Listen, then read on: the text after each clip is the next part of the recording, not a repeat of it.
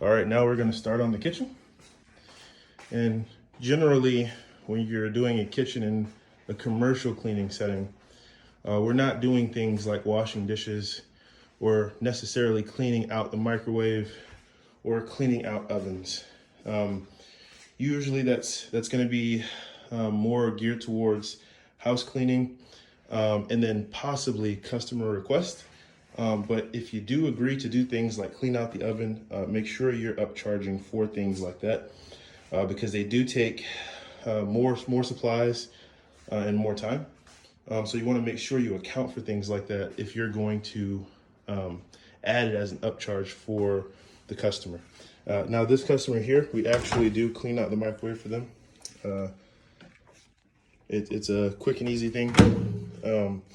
But unless it's, again, agreed upon, I wouldn't recommend just doing it because it can take some time, especially ovens. Normally you need to spray chemical in the oven and let it sit for a while, and then come back to it and wash all the parts and the insides of the oven. So again, make sure you're understanding that scope of work and you're charging accordingly. But when we're in here, we're gonna hit all the touch points. That means all these cabinets up here. That means the actual oven, just around that area where the handle is and all the areas that can be touched. We clean the top off. So we actually do clean these eyes here for the most part because they get pretty dirty. They're visible, you can touch them. Same for the handles there on the fridge.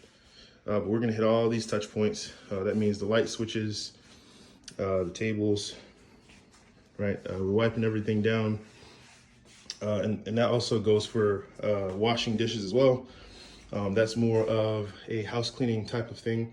But again, that may take a lot more time depending on how many dishes are actually in the sink. So again, if you're going to agree to do that, make sure you upcharge that accordingly.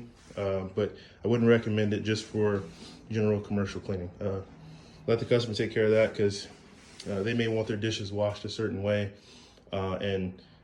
If you're the one actually cleaning it, you gotta make sure you do it right. So again, just think about the scope of work and charge accordingly.